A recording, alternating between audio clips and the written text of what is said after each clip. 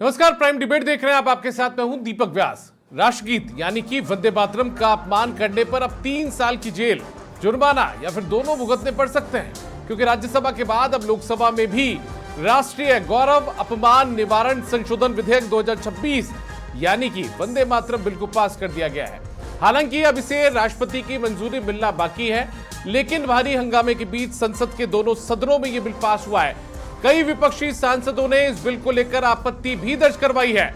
आरोप लगाया कि सरकार हिंदू मुस्लिम के बीच दूरी पैदा करना चाहती है, तो कुछ ने इसे ध्यान भटकाने की कोशिश भी बताया। वहीं बीजेपी ने इसे वंदे मातरम का सम्मान, भारत का अभिमान बताया है। लेकिन बड़ा सवाल यह कि आखिर राष्ट्रगीत यानी कि वंदे मातरम को लेकर सियासत क्यों हो रही है? आखिर वंदे मातरम से किसी भी पक्ष को ऐतराज क्यों है? आज चर्चा इसी मुद्दे पर करेंगे, लेकिन उससे पहले आपको दिखाते हैं जब सदन में इस बिल को रखा गया। हर भारतवासी के राष्ट्र प्रेम का उद्घोष है वंदे मातरम, विकसित भारत का संकल्प है वंदे मातरम। महोदय, इन्हीं भावनाओं के साथ मैं इस माननीय सदन से विनम्र आग्रह करता हूं कि राष्ट्र गौरव अपमान निवारण संशोधन विधेयक 2026 को सर्वसम्मति से पारित कर राष्ट्र की एकता, सम्मान, स्वतंत्रता संग्राम के अमर विरासत को और सुदृढ़ करने में अपना योगदान दे। वंदे। और इसी मुद्दे पर चर्चा के लिए हमारे साथ में कुछ खास मेहमानों का पैनल जुड़ चुका है। उनका परिचय, उनका तारुफ आपसे करवा देते हैं। सुमित श्रीमाल जी भारतीय जनता पार्टी के प्रवक्ता हैं, वो हमारे साथ में जुड़ चुके हैं। हमारे साथ में साजिद सुलेमानी जी जुड़ चुके हैं, कांग्रेस पार्टी के प्रवक्ता। हमारे साथ में अब्दुल लतीफ आर्को जी जुड़ चुके हैं, जो कि सेक्रेटरी ऑल इंडिया मिली काउंसिल के। हमारे साथ में हेमंत भाई गोयल जी जुड़ चुके हैं, जो कि राजनीतिक विश्लेषक है। आप चारों का बहुत स्वागत है। सबसे पहले सुमित श्रीमाल जी, आखिर इस जरूरत, ये जो वंदे मातरम बिल लाया गया, राष्ट्रीय गौरव अपमान निवारण संशोधन विधेयक 2026 की जरूरत क्यों महसूस हुई केंद्र सरकार को कि अब इस बिल को लाना है इतने साल बाद?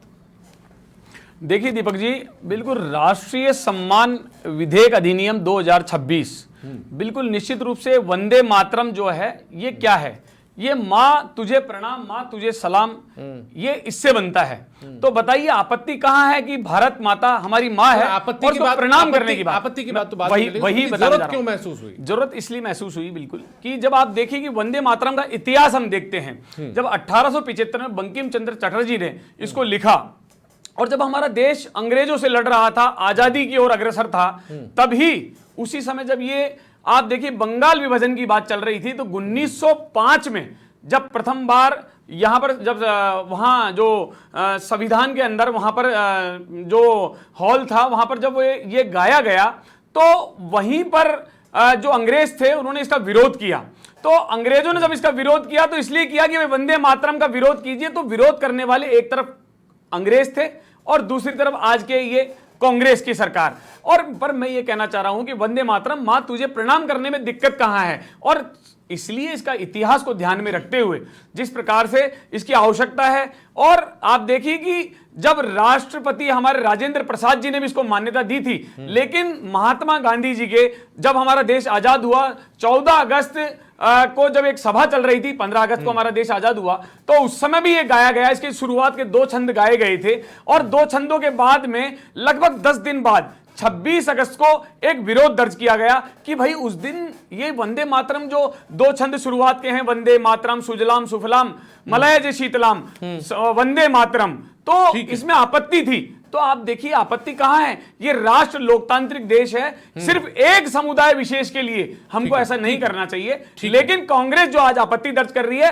तो मैं ये कहना चाहूंगा कि निश्चित रूप से अंग्रेज और कांग्रेस इसमें किसी प्रकार का कोई अलग अलग नहीं रहा, ये दोनों एक ही हैं, पर लेकिन इनका मुखौटा कुछ और है। और हाँ, विशेष समुदाय से विशेष इसने, लेकिन मैं ये नहीं कह रहा, हम कह रहे हैं कि हम सभी के लिए सम्मान सूचक कार्य कर रहे हैं, लेकिन ये निरंतर तुष्टीकरण की राजनीति कर रहे हैं। और आप देखिए कि बंगाल विभाजन में 1905 में इन्होंने विरोध किया और आज कांग्रेस संसद में विरोध कर रही है, तो इनमें दोनों में कोई अंतर नहीं है दीपक जी।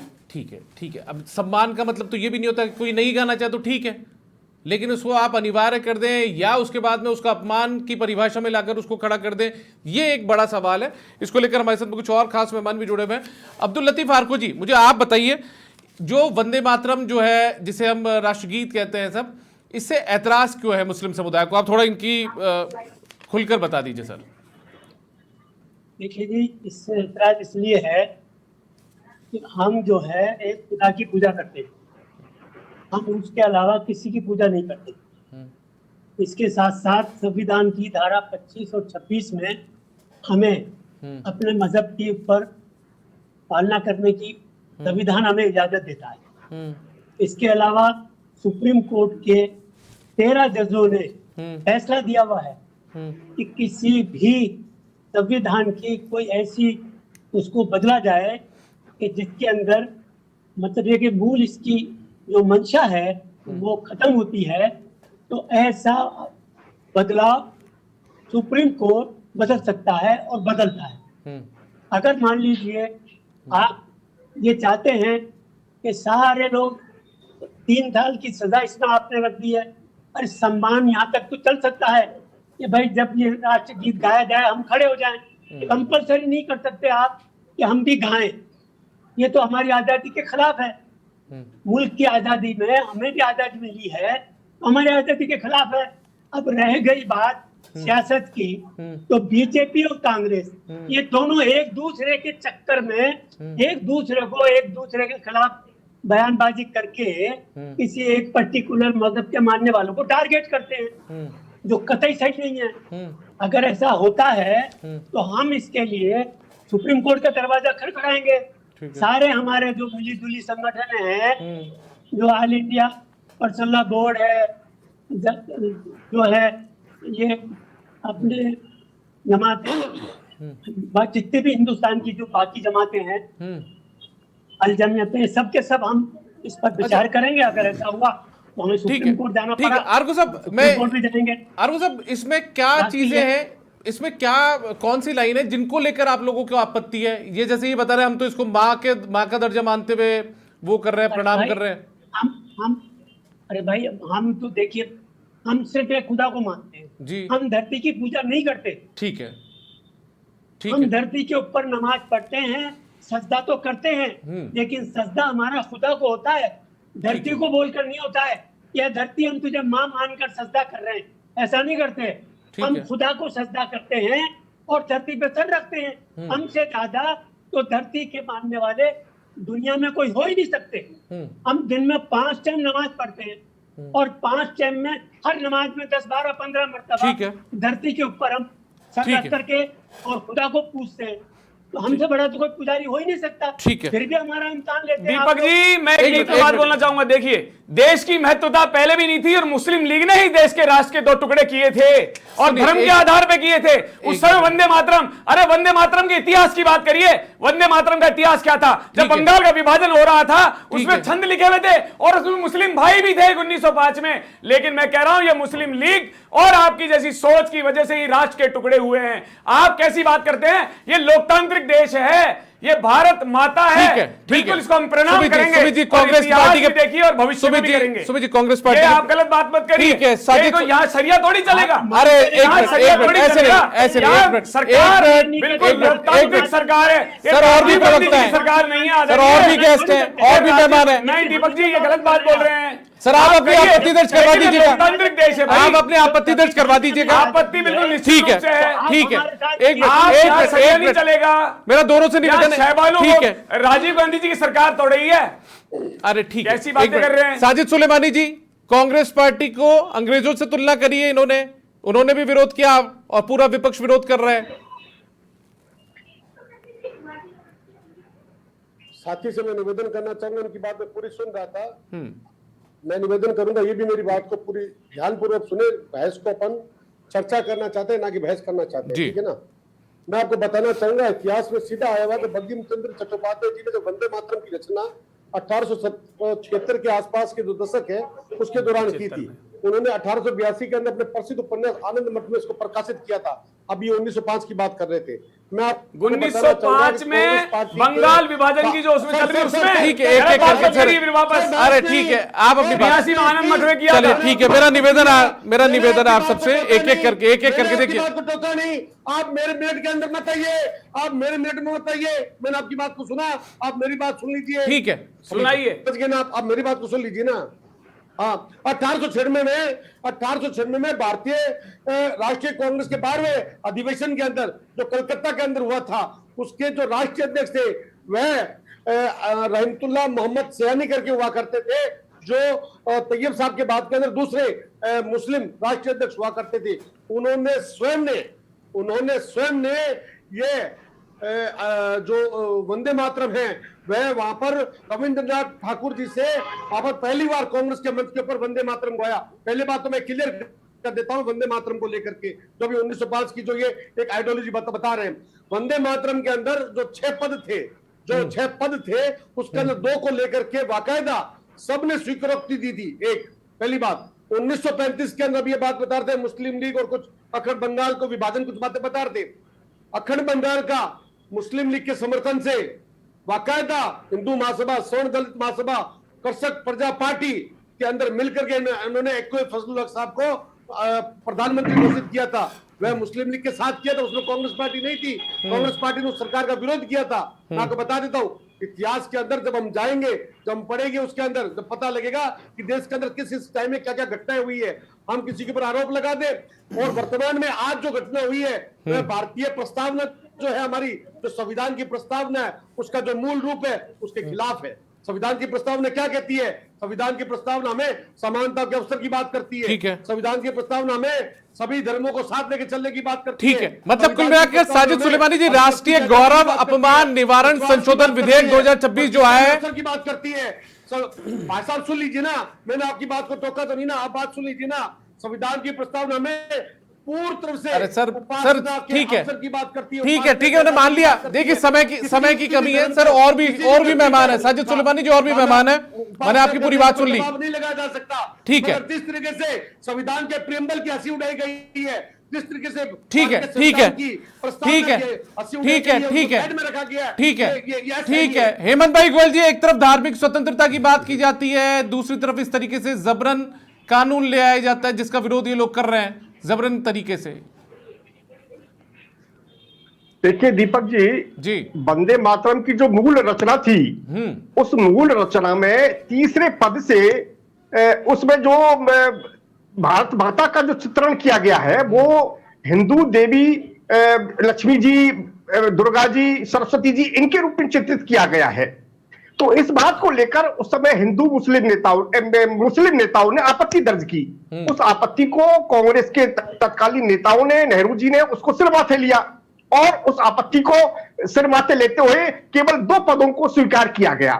लेकिन आप देखिए ना कि उसके बाद तो धर्म के आधार पर देश का विभाजन हुआ।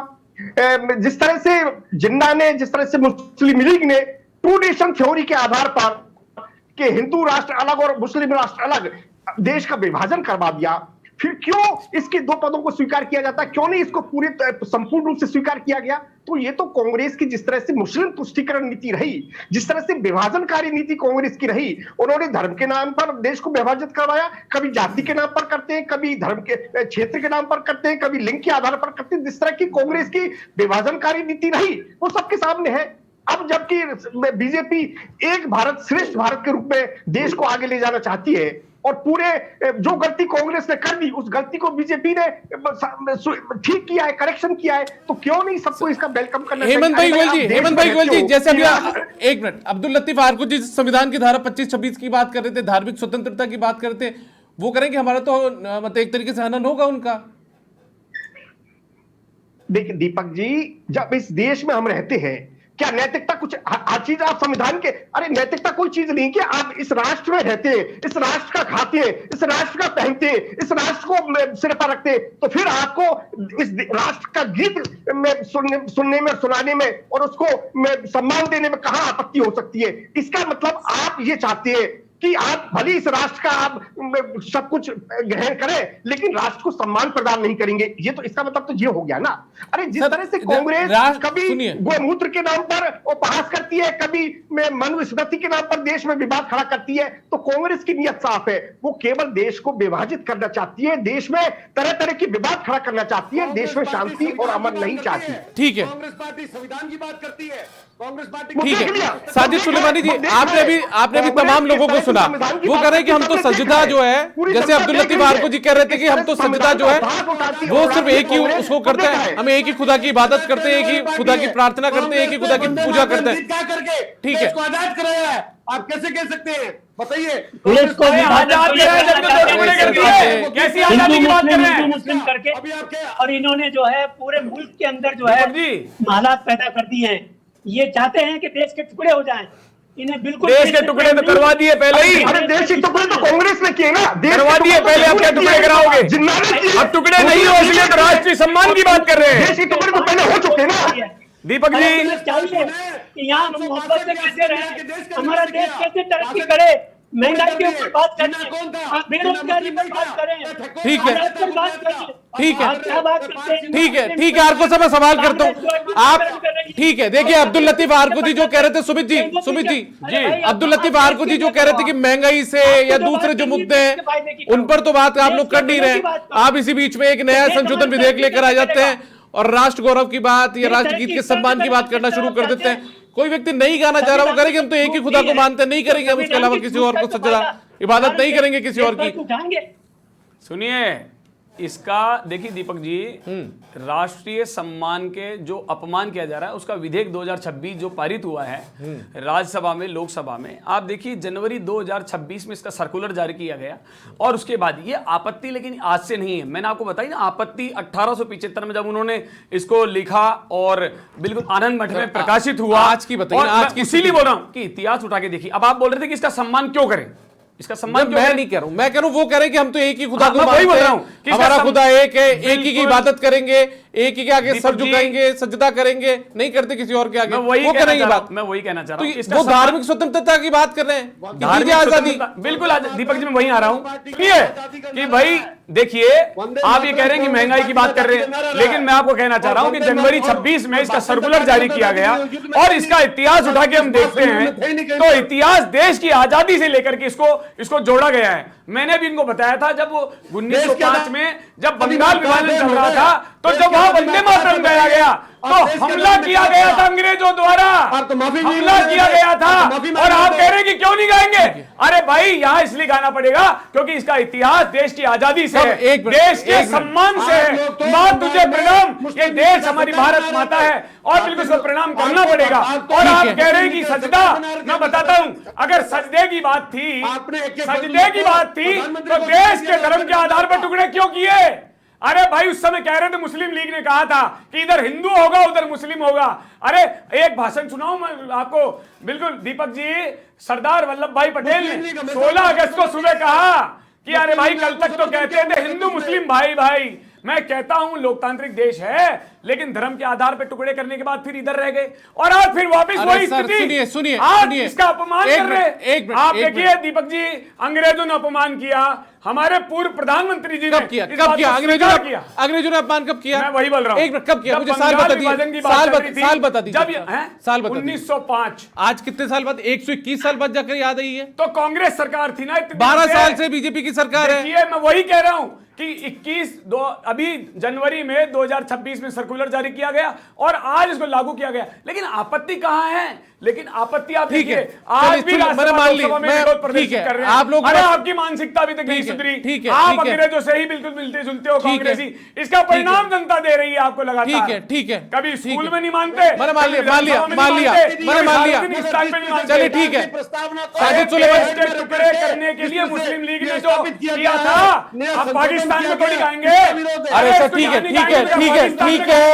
है सुमित जी मेरा पाकिस्तान में गाएंगे क्या इसको, वंदे मातरम को? सुमित जी मेरा निवेदन है, भारत में गाया जाएगा और अब जो अपमान करेगा वो 3 साल सलाखों के पीछे होगा। करके देखिए कोई अपमान, अगर किसी पे ताकत है तो अपमान करके देखे, 3 साल और अपने आप अक्कल ठिकाने आ जाएगी।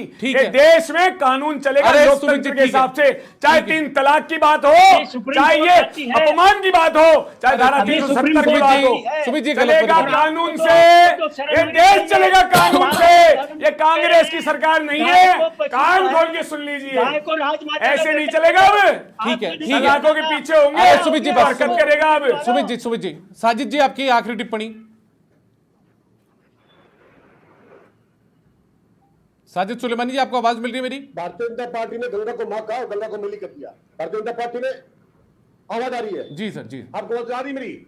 हाँ बिल्कुल मिल रही है, अब आपकी आवाज आ रही है, कंटिन्यू भारतीय जनता पार्टी ने भारतीय जनता पार्टी ने गाय को आपको माता तो वो कहा और अभी जहाँ नफरत फैले। आप सुन लीजिए ना, बस। अभी न्यूजीलैंड दौरे में आपने कहा कि बीफ एक्सपोर्ट में भारत 2 नंबर पर है, और भारतीय जनता पार्टी ने गंगा को माता कहा, गंगा को मेली करके रख दिया।